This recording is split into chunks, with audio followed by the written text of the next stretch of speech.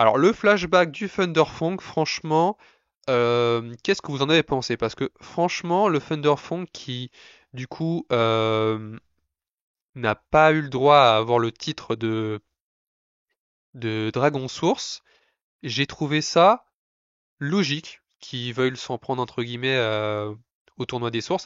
Alors le tournoi des sources, c'est le même village qu'on a vu du coup dans la saison 2 partie 2. Voilà. Donc ça se passe au tout début des temps entre guillemets.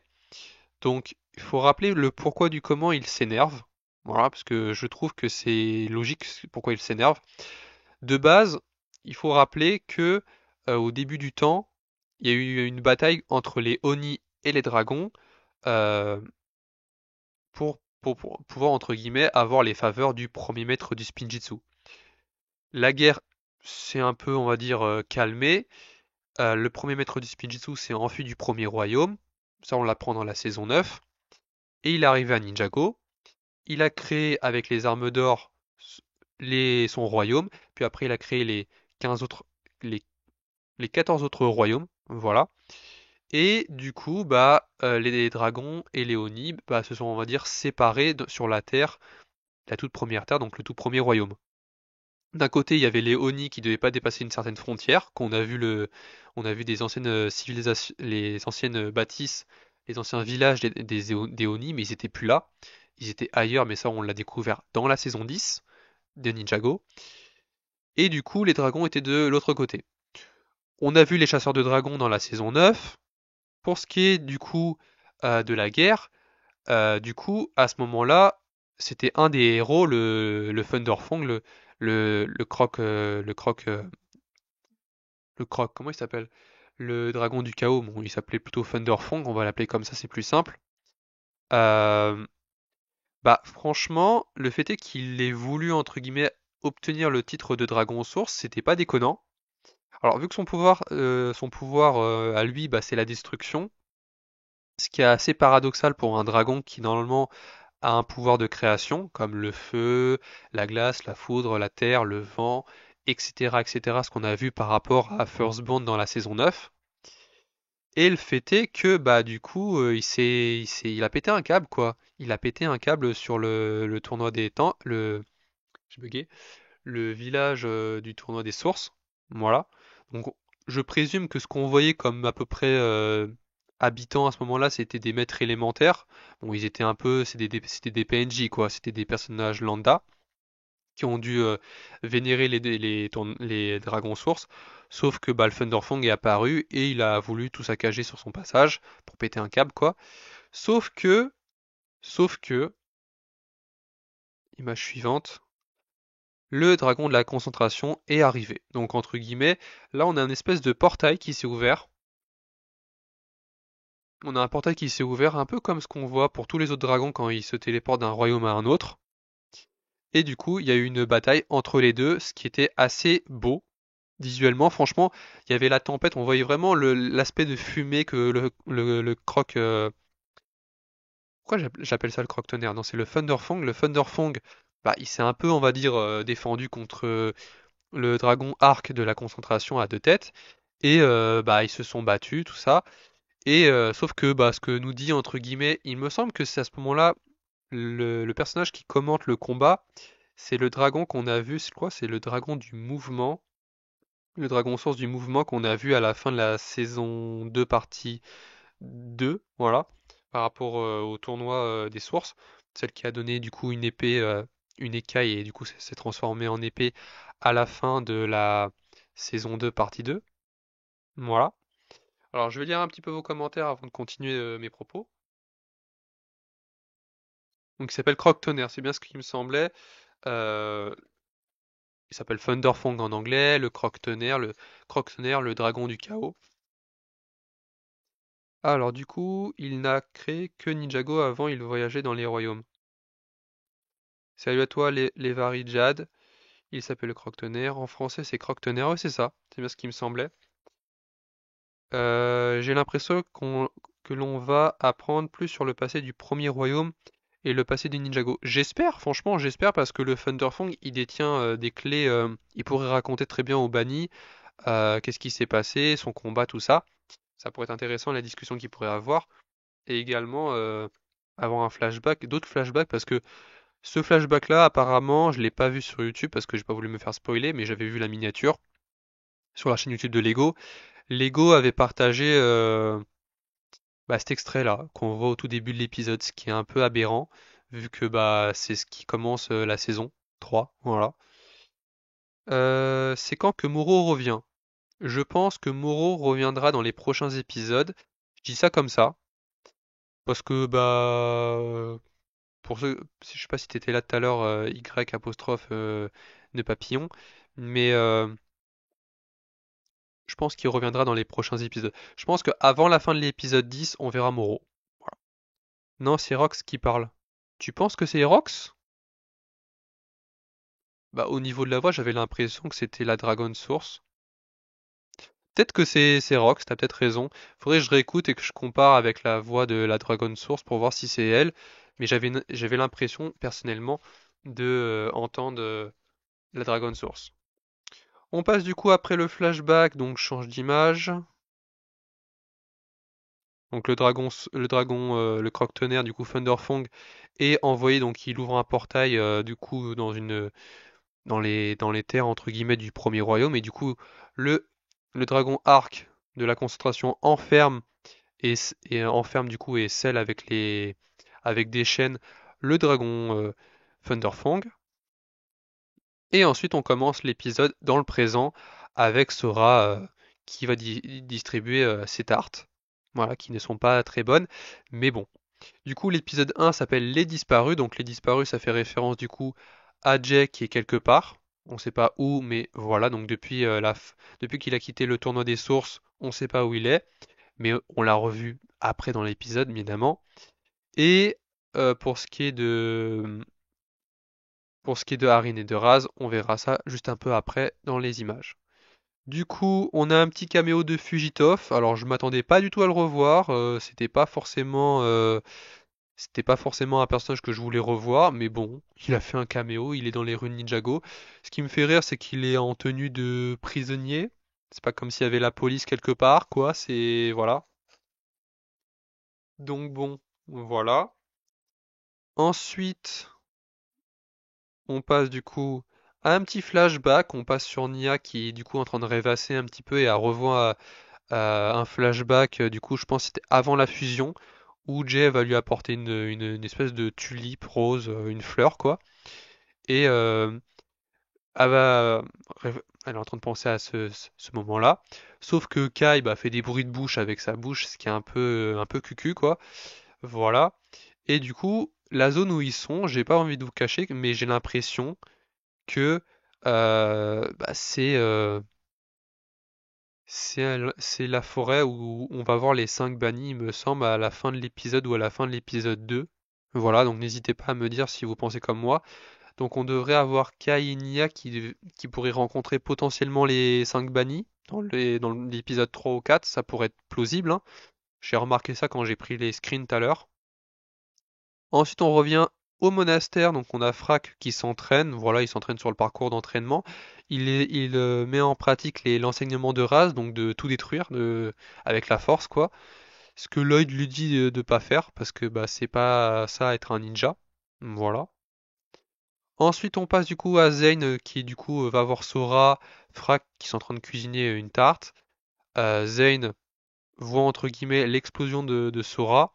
Ce qui lui rappelle du coup l'explosion qu'on avait du coup à la fin de la saison 2 partie 2 où entre guillemets le portail vers le royaume des nuages a explosé et du coup Zane prend en considération cette explosion là pour faire de nouveaux calculs et pour dire où pourrait se trouver du coup Arin et Raz. Voilà. On repasse du coup sur Kai et Nia qui se sont fait enfermer, on voit pas forcément le combat, ce qui est un peu ridicule parce que personnellement, les petits hommes cailloux qu'on va voir sur l'image suivante, ils sont pas forcément. Ok, ils ont le pouvoir élémentaire de la foudre. C'est pour ça que du coup, Nia et Kai, pardon, étaient rendus dans cette forêt-là parce que le club des explorateurs leur avait dit, du coup, on a vu le pouvoir élémentaire de la foudre être utilisé. mais par qui, on ne sait pas. Du coup, Kai et Nya se sont rendus sur place, sauf que bah ils sont rentrés sur un lieu qui ne devait pas être approché parce qu'il y a une cérémonie de ce petit peuple, hein, des hommes cailloux. Et on a Kai et Nya qui se sont fait enfermer comme ça. C'est un peu bizarre. Je trouve que le fait est que Kai et Nya se soient fait capturer comme ça sans qu'on ait de visuel, c'est un peu en mode d'une facilité. Voilà. Alors je vais lire un petit peu vos commentaires. Je crois que Fugitov était déjà là dans la saison 2. Saison 2, Fugitov. Je n'en ai pas de souvenir parce que le personnage est assez oubliable peut-être, alors c'est peut-être pour ça. Je crois qu'on va voir Moro dans l'épisode 3-4 parce que Raz et Harin vont aller au Ghostland où il y a Moro. C'est vrai que Harin, à un moment donné, il dit qu'ils vont vers un endroit, je crois que c'est ça, le Ghostland, donc entre guillemets, c'est la zone des âmes des disparus. J'ai envie de vous dire, si vraiment le royaume des disparus, qui fait partie des 16 royaumes, a intégré les terres fusionnées, on peut très clairement revoir Klaus, on peut revoir Chen, on peut revoir tous les autres méchants, j'en ai cité quelques-uns, on peut revoir tous les méchants qui ont du coup été présents durant le jour des âmes disparues, on peut revoir Samukai, qu'est-ce qu'on aurait d'autre? Du coup Moro c'est logique, hein, mais du coup voilà. Pour la forêt, je pense que c'est celle où il y avait le dojo de l'ombre dans la saison 2, partie 2. Les arbres ressemblent très clairement aux arbres, du coup, au feuillage qu'on avait du coup dans la saison 2, partie 2. Tu as raison, Yann Gepper. Et c'est du coup cette tranchée-là, entre guillemets, où attaquent du coup les 5 bannis, le camion de deux villageois, de citadins. Donc, à voir si Kai et Nya vont rencontrer les 5 bannis avant le reste du groupe, ce qui serait un peu problématique pour eux, je vais pas le cacher. J'aime bien, j'ai bien aimé la ref à la période fantôme de Cole.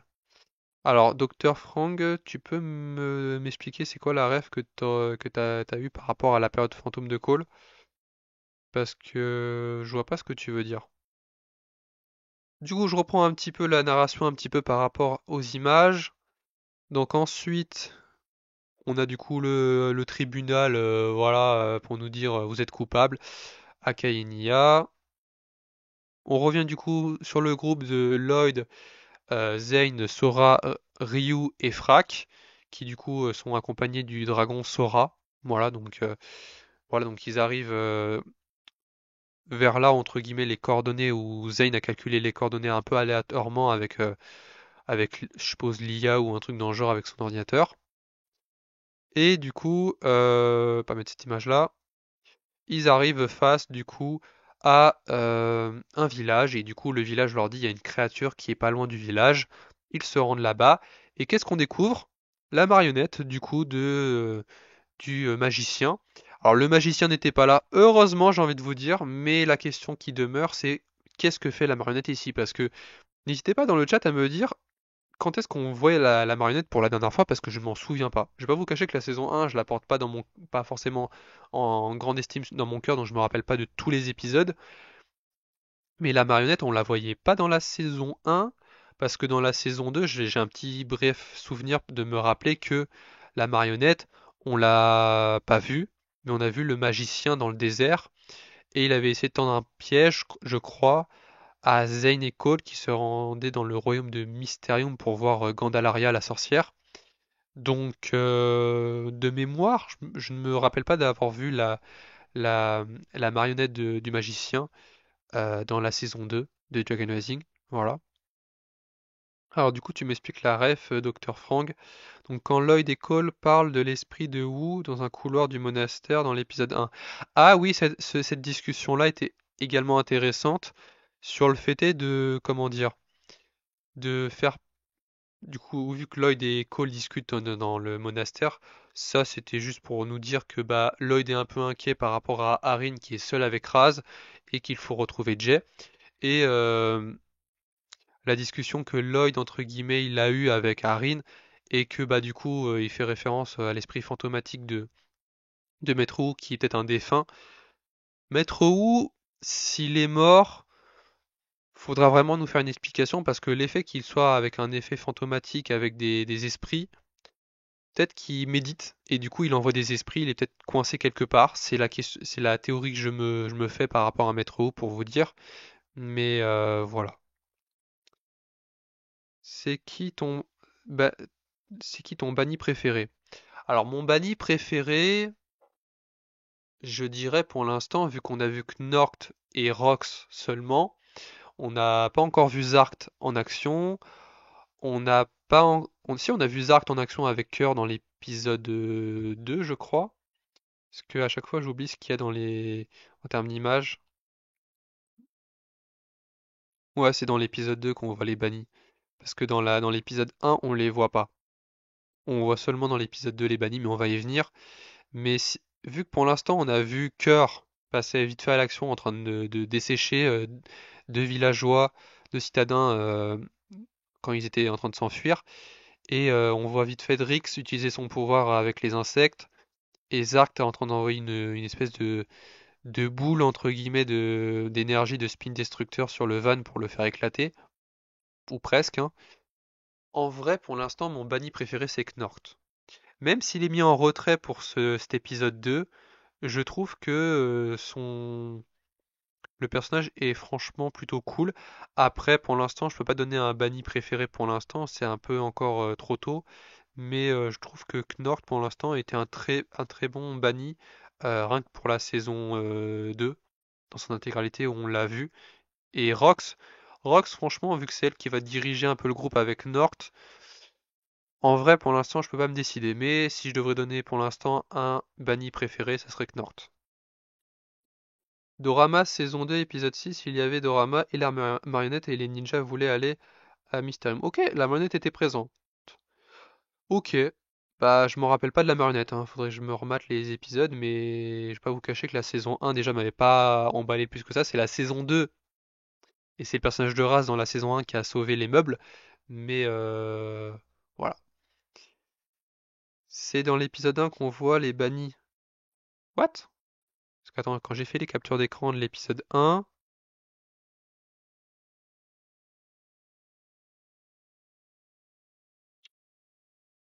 bah non, c'est dans l'épisode 2.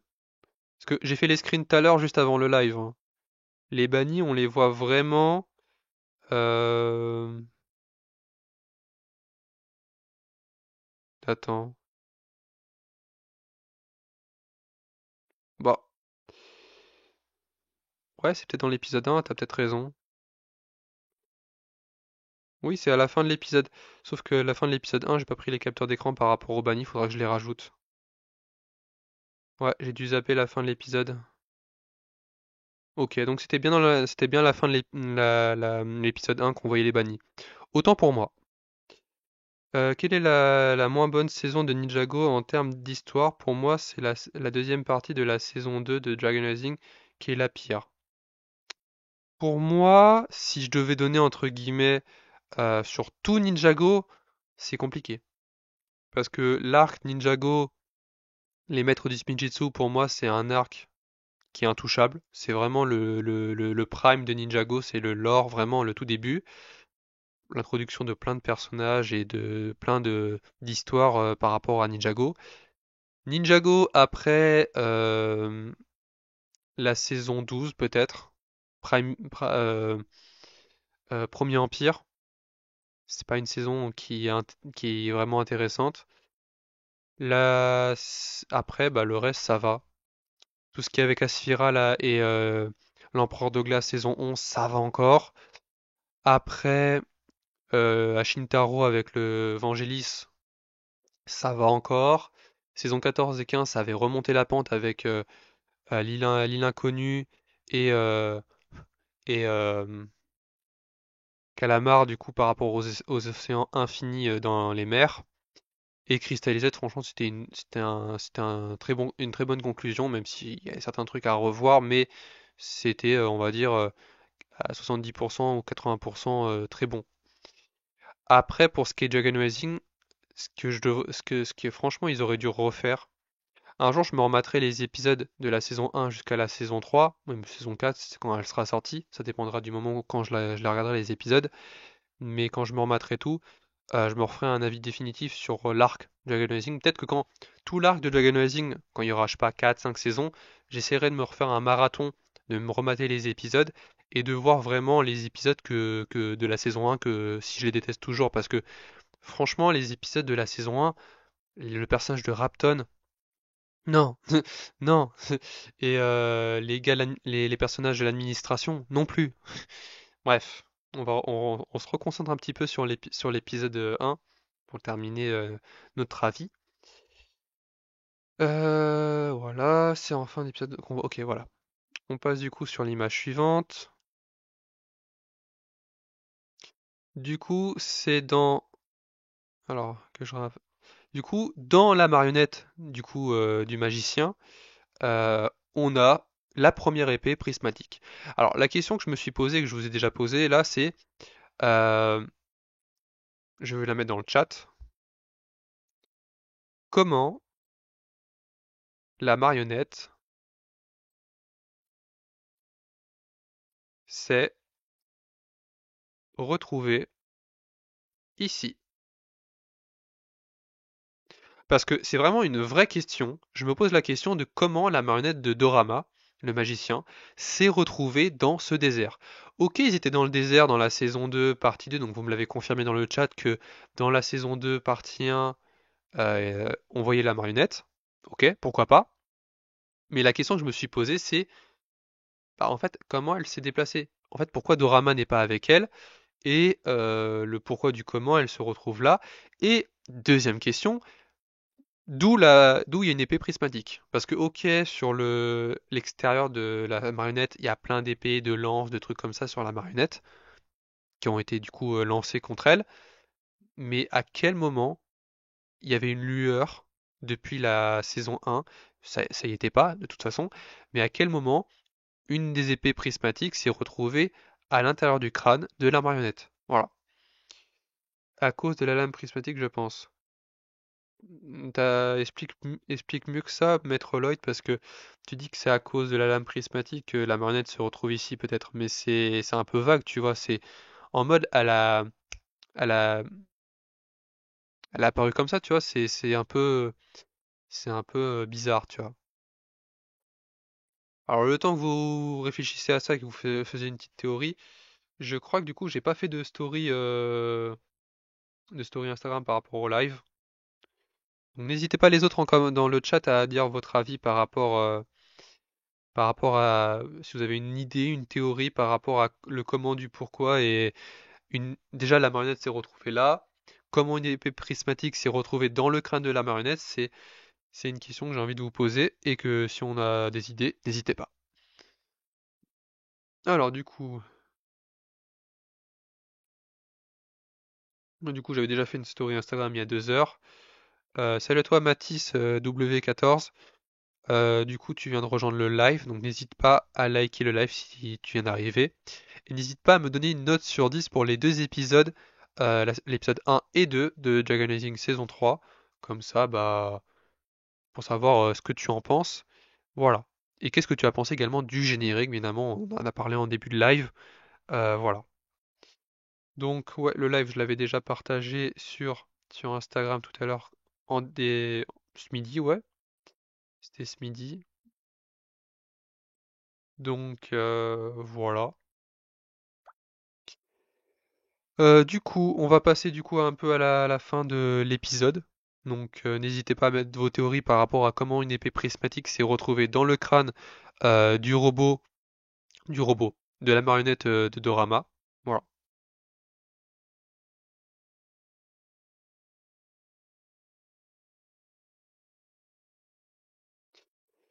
Alors, t'as mis un nouveau commentaire, Maître Lloyd.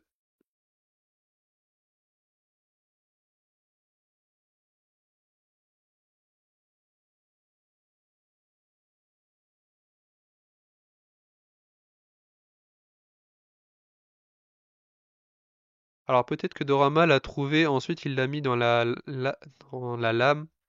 Il a mis la lame dans le crâne de la marionnette et comme la lame est trop puissante, il a perdu le contrôle de la marionnette. C'est une bonne théorie. Franchement, ça pourrait se tenir parce que le fait est qu'il l'ait trouvé comment, c'est la question ultime, c'est encore comment la lame est atterri là. C'est comment il l'a eu en sa possession. Bon, en même temps, j'ai envie de vous dire, ça fait un peu comme tous les artefacts, comme le gong qu'on avait dans le début de la saison 2 partie 1, où, où entre guillemets, c'était... comment il s'appelle déjà? Vu qu'on le voit plus, du coup, vu que Jordana, du coup, on l'a pas revu. On n'a pas vu du coup, comment il s'appelle? C'est le nouveau maître élémentaire de la fumée. Vous allez me le dire dans le chat, hein, de toute façon. Euh, c'est euh, c'est pas H, ça c'est le premier maître. C'est j'ai le nom sur la langue, évidemment, mais c'est Cinder. Voilà, c'est Cinder. Donc pour ce qui est de Cinder, il avait récupéré le maillet et le gong, il me semble. Donc ça fait un peu comme là, je pense que ta théorie peut se tenir sur le fait est que bah Dorama a trouvé quelque part dans des décombres, des trucs comme ça, il a trouvé l'épée et bah il l'a mis dans le crâne de sa marionnette non qui n'était plus en état de fonctionner et du coup ça a permis de la refaire fonctionner sauf que bah il a perdu le contrôle de la marionnette et du coup la marionnette s'est enfuie de là où ils étaient. C'est une bonne théorie qui se tient. À voir si on va voir Dorama. Je ne l'espère pas, mais ça, c'est une question qui aura peut-être une réponse dans les prochains épisodes. Mais voilà. J'ai aimé le générique. Je t'avoue que je n'ai pas beaucoup d'idées. Ok, ok. Peut-être que Raz savait que les ninjas les suivaient et il avait trouvé la lame prismatique pour alimenter la marionnette. Il avait, il avait des indices. C'est que le grappin d'Arin était encore accroché. C'est vrai que le grappin d'Arin était sur la marionnette. Du coup, bah, Raz, entre guillemets, n'était pas en état de se battre ou de faire quoi que ce soit, et du coup, Arin, bah, du coup, a dû s'enfuir. C'est pour ça que on va voir ça dans les prochaines images. Mais à la fin, on voit que Ryu et Sora remarquent des traces bah, d'un traîneau, de quelqu'un qui a tiré quelque chose dans le sol. Donc, on voit deux traits sur le sol. Voilà. Donc, un indice que Arin et Raz sont passés par là. Oui, on va y venir. Et du coup, voilà, ça c'est le combat. Du coup, No Ninja du coup récupère la lame prismatique grâce à Frac parce que Frac du coup c'est on va dire a escaladé du coup la marionnette pendant qu'ils étaient en train de faire le combat avec les autres et du coup il a réussi à décrocher la lame prismatique donc ça a désactivé la marionnette et du coup Zane a gardé entre guillemets la première lame prismatique que nous voyons pour cet épisode 1 de la saison 3. Et du coup, à la fin, c'est dont on parlait il y a quelques instants, c'est du coup Ryu et Sora qui vont entre guillemets une traînée entre guillemets au niveau du sol. Et en mode, bah du coup, Ryu détecte l'odeur de Harin. Voilà. Donc voilà pour ce qui était de l'épisode 1. Franchement, pour moi, l'épisode était plutôt bon. C'était pas un épisode, voilà, comme je vous ai dit, par rapport à Kai et Nia, par rapport aux petits hommes cailloux de foudre, parce que juste une petite parenthèse, les petits hommes cailloux, jusqu'à présent, c'est une nouvelle espèce qu'on a découvert du coup dans la saison 1 de Dragon Rising. Donc il y avait le petit village homme cailloux avec encore une fois Kai et Brazera à ce moment-là, qui étaient dans le village des petits hommes cailloux qui avaient le pouvoir élémentaire du feu. Puis après, dans le tournoi des sources, on a eu un petit homme caillou avec le pouvoir élémentaire de l'équilibre. Et là, nouveau village, nouveau pouvoir élémentaire. On a le pouvoir élémentaire de la foudre pour les petits hommes cailloux. Voilà. Donc, je vais faire un petit test pour la... Voilà, je reviens un petit peu en arrière. Donc, écran noir pour ça. Tac, je remets le poster. Vous allez me dire, du coup, je change de scène pour passer, du coup, à l'épisode 2. Donc, normalement, vous m'entendez toujours. Donc, n'hésitez pas dans le chat à me dire que vous m'entendez toujours. Voilà. Donc n'hésitez pas à liker le live, hein, n'hésitez pas à me dire si vous m'entendez toujours dans le live. Et du coup, voilà, on va commencer à parler du coup de l'épisode 2. Donc ça fait déjà 51 minutes qu'on parle un petit peu de l'épisode 1. On va passer à l'épisode 2. Donc voilà, donc normalement vous m'entendez toujours, n'hésitez pas dans le chat à me dire si c'est toujours OK pour vous. En attendant, moi je vais boire un petit coup parce que parler, ça donne soif. Donc, n'hésitez pas à me dire si vous m'entendez toujours dans le chat. Voilà. Alors, pour l'instant, pas de commentaires. Je reviens dans 20 minutes. Ok, ok, donc n'hésitez pas les autres à me dire si vous m'entendez toujours, voilà, parce que j'ai changé de scène sur OBS. Donc voilà. Donc on passe du coup à l'épisode 2.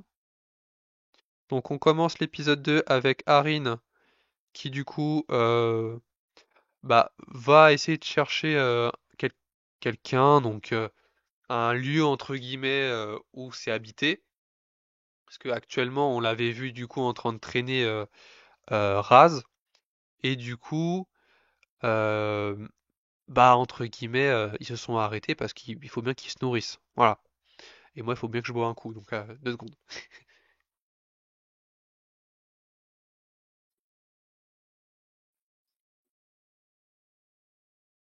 Salut à toi, Lloyd le Goat, donc t'es déjà passé tout à l'heure, je crois, donc rebonjour à toi.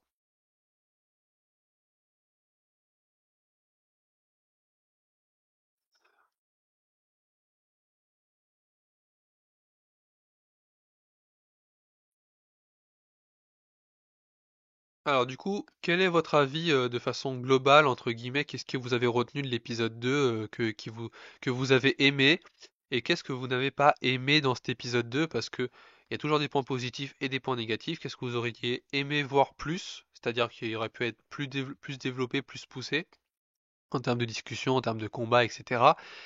Et qu'est-ce que vous avez aimé et pas aimé. Voilà. Et n'hésitez pas du coup à liker le live et à partager autour de vous, comme ça on est de plus en plus nombreux sur le live.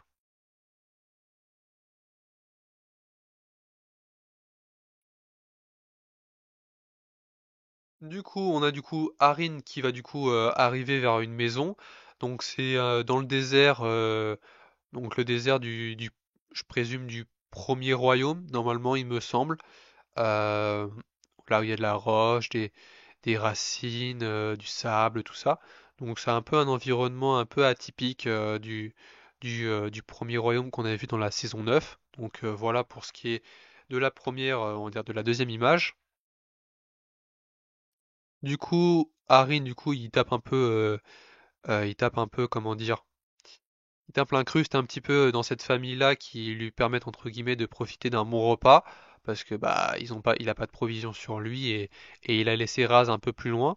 Donc à ce moment-là, du coup, il lui propose entre guillemets de prendre de la nourriture. Ils discutent voilà de lobo lobo, voilà, c'est rien d'intéressant, mais voilà, donc on voit cette famille-là. Le petit garçon lui donne sa peluche de ninja vert de la saison 1, ce qui est ce qui est assez cool de voir que même encore à l'heure actuelle, au bout de la 19e, je crois, saison, si on compte saison 16 avec Crystalized, 17, 18, 19, ouais, 19e saison, si on n'avait pas recommencé à compter avec la saison 1 de Dragon Rising, saison 2, saison 3 de Dragon Rising, voilà.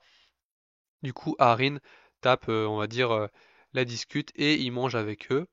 On voit pas forcément l'intérieur de la maison, mais c'est pas plus mal, comme ça on gagne du temps. Et du coup, Harin du coup repart pour voir Raz avec la nourriture. Du coup, il revoit Raz, il lui amène de la nourriture, voilà. Harin du coup ensuite s'entraîne parce que Raz lui dit bah il faut que tu t'entraînes. Il lui dit que t'as pas progressé, nanana. Il repense au moment où il voit le spectre entre guillemets de Maître Wu lui dire c'est lui qui a causé la fusion parce qu'il lui avait posé la question. Du coup, il réussit à faire un Spinjitzu comme ce qu'il avait réussi à faire précédemment dans les dans les derniers épisodes de la saison 2. Ensuite, on revient du coup sur le groupe du coup de Lloyd, Sora, Frack, qui sont du coup en train de suivre la piste du coup qui était laissée sur le sol. Voilà, hein, jusque-là, tout est ok. Et du coup, ils se faufilent dans une grotte. Alors d'un côté, il y a ce groupe-là, du coup, de Lloyd, Sora, Frack et Ryu qui passent dans une grotte, et de l'autre côté, le dragon Sora et Zane vont, entre guillemets, passer par un autre chemin, donc c'est pour ça que Zane n'est pas avec eux par la suite. Voilà, donc ils sont séparés. Sauf que malheureusement, du coup, Frack, du coup, avec son pouvoir du tremblement, il l'a utilisé pour décaler des pierres, donc dans la grotte, pour pouvoir se faufiler entre les rochers. sauf que ce qui provoque du coup un tremblement et du coup bah un glissement de terrain. Et du coup, bah, nos ninjas bah, vont tomber euh, d'une falaise. Donc la scène qu'on avait dans le trailer où Harin pleurait, donc ça n'est pas en lien. J'avais fait une théorie comme quoi cette scène-là, Harin allait voir entre guillemets nos ninjas tomber, ce qui n'est pas le cas finalement. Donc voilà, la théorie est un peu caduque, mais on verra. Alors, ensuite du coup après leur chute, du coup Ryu va les rattraper et du coup ils vont arriver dans un village, le village dragonien dont on parlait tout à l'heure, et du coup, Lloyd se réveille du coup en premier, voilà, euh, et du coup, bah, il voit le village dragonien et on voit bah, du coup des habitants qui sont du coup avec des ailes, avec une queue de dragon, ils sont avec des écailles, donc la plupart ils portent des habits, on va dire bleu clair. Voilà, ils ont des cheveux un petit peu, des cheveux on va dire un peu beige. Il y en a un qui porte on va dire un espèce de bandage, un autre comme un chapeau comme Sensei Wu. Lloyd se réveille, il se demande où est-ce qu'il est, tout ça. Il fait la rencontre du coup du chef du village. Alors le chef du village, c'est le personnage que du coup on a en figurine, mais avec une tenue de méchant, parce que au niveau du visage, le chef du village, c'est le même visage que on a du coup, mais en mode énervé dans les 7 Ninjago de janvier et mars. Donc voilà, donc ils échangent entre eux, il lui explique qu'il est dans le village des Dragoniques, et du coup, bah, Lloyd se réveille, nanana. Ensuite, on a nos ninjas qui vont se rendre vers de vieilles dames, parce que bah, ce sont forcément les vieilles dames qui ont les potins, entre guillemets, de ce qui se passe dans les alentours, ce qui n'est pas faux. Voilà, donc Sora lui pose la question de est-ce qu'ils ont vu son ami Harin, euh, et Frack finit par leur dire, entre guillemets, que du coup bah il a des cornes du coup sur la tête, ce qui entre guillemets leur fait penser à un Oni, ce qui est une belle petite référence pour nous dire que bah du coup la tenue de Harin fait penser au Dragonic que c'était un Oni parce qu'il avait un peu de noir sur lui, mais vu qu'il était en jaune aussi, c'était un peu bizarre donc ils l'ont chassé du village quand il est arrivé par là avec Raz. Donc ils sont bien sur la piste de Harin et Raz pour ça continue d'être ils sont toujours sur la piste de Harin et de Raz. Voilà. Donc ensuite, il quitte le village des Dragoniques pour aller plus loin, là où entre guillemets il y avait une bête, il y a quelque chose qui, euh, qui a empêché entre guillemets des villageois dragoniques de revenir au village. Donc les ninjas bah, continuent de chercher du coup Harin et Raz, et en même temps ils vont voir s'ils trouvent pas les habitants. Voilà. Ce qu'ils réussissent à faire, c'est que du coup ils retrouvent du coup les habitants parce qu'ils arrivent vers un petit comment dire un petit lieu où il y a un feu de camp, des bijoux, des trésors, voilà, et une espèce de grotte où, entre guillemets, je pense que c'était là où dormait le Cyclope, qu'on va voir juste après. Et du coup, bah, du coup, il y a à peu près trois guerriers qui sont là. Ce qui me fait rire, c'est que ces trois personnages-là, on les a vus sur l'image du village précédente. Je crois que c'était là, pas celle-là. Du coup, on voit entre guillemets celui qui a un chapeau, celui qui a une coupe un peu comme ça, et celui qui a un bandeau. On les voit juste après là. Ce qui est un peu rigolo, c'est que en mode ils ont réutilisé les mêmes personnages, mais ils les ont décuplés pour la scène. Voilà. Donc ensuite, on a le Cyclope qui fait son entrée. Voilà. Alors, c'est la partie de l'épisode que j'ai pas forcément aimé, c'est que en mode c'est bagarre bagarre. Voilà, c'est 5 minutes de bagarre, c'est 5 minutes de remplissage pour l'épisode pour dire je suis le plus fort, je suis le plus merveilleux. Donc c'était le moment un peu en mode OK, OK, faut poser son cerveau sur ce moment-là, donc voilà.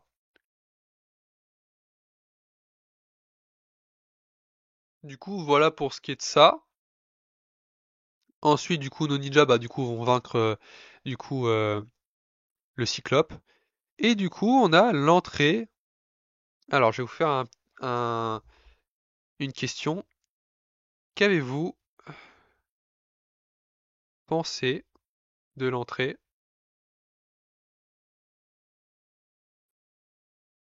de Rogue slash Jay? Je vous pose la question à ceux qui sont dans le chat à me dire qu'est-ce que vous avez pensé de l'arrivée de Jay parce que en mode il est là, ok, c'est ça, c'est pas la même tenue que ce qu'il avait du coup au tournoi des sources, donc c'est pour ça que ni Sora, ni Frac, ni Lloyd ne le reconnaissent, ce qui est logique, hein, parce que pour rappel, à la fin de la saison 2 partie 2, Jay s'en va, donc il avait sa tenue de ninja mais avec des symboles de loup sur lui. Et entre guillemets, là, il revient avec une nouvelle tenue, donc c'est pour ça que bah, il se pose la question de qui c'est. Voilà. Et du coup, sur les images suivantes, on voit que là, il se prépare entre guillemets à l'affronter, sauf que bah il s'en fiche un petit peu. Rogue, il active son jet, son jetpack, son jet comme vous voulez, et du coup, il prend on va dire la fuite. Il attendait que le Cyclope soit mis un peu KO, ou qu'il y ait une opportunité pour pouvoir voler du coup son trésor, sauf que bah, il prend juste une coupe. Donc il doit y avoir une raison, le pourquoi du comment il prend la coupe comme ça, plein d'or ou plein de gemmes. C'est assez étrange. Et l'épisode se termine par Harine et Raz qui discutent. Et du coup, on voit du coup Harine en train de traîner Raz. Et l'épisode se termine là-dessus. Donc voilà pour ce qui est de l'épisode 2. Voilà, son entrée était incroyable. C'est vrai que l'entrée de Rogue, donc de Jay, était pas mal, franchement, l'arrivée comme ça. Le pourquoi du comment il était là, c'est la question, voilà. Le pourquoi il a changé de tenue, peut-être qu'on nous l'expliquera. Le pourquoi il a volé un calice en or avec des pierres précieuses qui étaient dessus, on verra bien. Jay, une belle entrée, j'ai hâte de le revoir plus. Bah franchement, je pense qu'on le reverra prochainement parce que, comme je le disais un petit peu tout à l'heure en début de live, Jay, pour l'instant, de ce qu'on a vu dans les trailers, dans le teaser et trailer, bah, on l'a vu là. Et la prochaine scène où on reverra du coup Rogue, donc Jay, on le reverra en train d'attaquer le jet de Harin et Raz. Ce qui me fait penser, c'est que euh, Harin et Raz vont arriver du coup dans un désert en pleine journée, parce que dans le teaser et trailer, on voit Harin et Raz dans le désert. Et du coup, bah, à ce moment-là, on est en pleine journée. Raz est, il me semblerait, guéri parce qu'il est debout dans le teaser ou dans le trailer. Et je pense qu'ils vont récupérer un jet, je pense. Et Rogue, peu de temps après, va les attaquer. Donc je pense que Rogue, Jay, est en train de poursuivre Raz. Peut-être pour se venger, hein, parce qu'il l'a exclu de son groupe, ou peut-être qu'il le poursuit juste pour lui demander est-ce que vous pouvez me reprendre comme élève. Je ne sais pas, on verra bien qu'est-ce que veut Jay, donc Rogue, à Raz, mais on verra bien. Salut à toi, Goutette Lucas. Donc tu passes rapidement. Perso, je trouve que les deux premiers épisodes sont bien. Oui, ils sont sympas, les épisodes sont vraiment sympas, ils sont vraiment bien. Voilà, donc n'hésite pas, Goutette Lucas, à mettre une note sur 10 pour les deux premiers épisodes. Tout le monde l'a à peu près fait, il me semble, dans le chat du live. Donc voilà, donc n'hésitez pas également à liker. Voilà. Donc voilà pour ce qui est des deux premiers épisodes.